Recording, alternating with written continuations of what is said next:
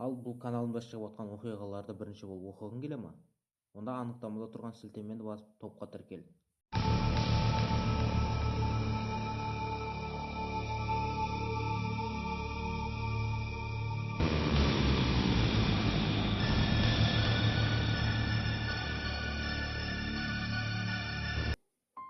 Бұл 2011 жылдың жаз айында болған оқиға.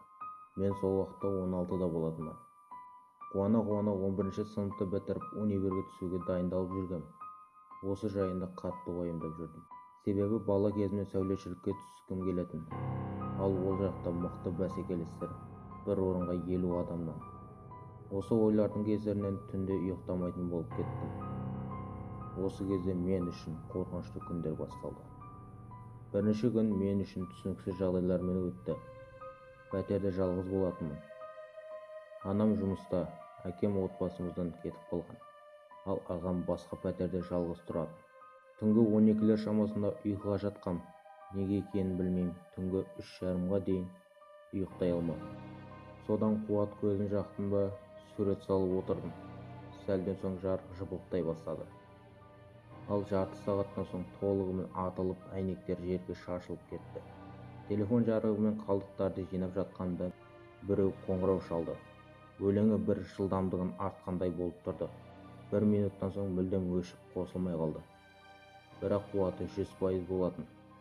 Ертеңнен телефонды жөндейтін жерге алып бардым. Маған телефонымның күйіп кеткенін айтты. Және паяльникпен түрткенсің бе деп сұрады. Келесі күні бұдан да түсініксіз болды. Бүкіл бөлмеден әппақ жарықтар көріне бастады. Және су тамшылары жиһаздардың үстінен тамып атқандай дауыстар шыға берді. 1 сағат өткенде менің бойымдағы қорқыныш сейіліп, жай ғана болып жатқан жағдайды бақылап отырдым. Уақыт өте ұйықтап кетіппін. Осылайша 5 күн өтті. Мен бұл түсініксіз жағдайлар мен ұйқысыз түндерге үйреніп те кеттім. Бірақ соңғы 7-ші күн ең қорқыныштысы болды. Кешкі жақын тым қапырық болған соң, бөлмем салқындасын деп есік-терезелерді ашып қойдым. Содан ұйықтап кеттім. Біраз уақыт өте ұйқым ашылып ояндым. Сағатқа қарап көргенімнен таң қалдым. Әлі түнгі 3 екен. Төсегімнен тұрып қуат көзін жақсам, есік-терезелер жабылып қалыпты. Оған қоса кілемнің бетіне бір сұйықтық жағылып қалыпты. Иісі смолаға ұқсайды. Сәлден соң қорқынышым басылған соң, ұялы телефонымды алдым да анамның нөмірін тердім. Қоңырау шалынып атқанда қонақ бөлмеге бардым. Көргенімнен тағы да бойымды қорқыныш жаулады. Мышығым мен тоты құс жерде тыныс алмай жатты. Екеуінің де мойны бұратылған.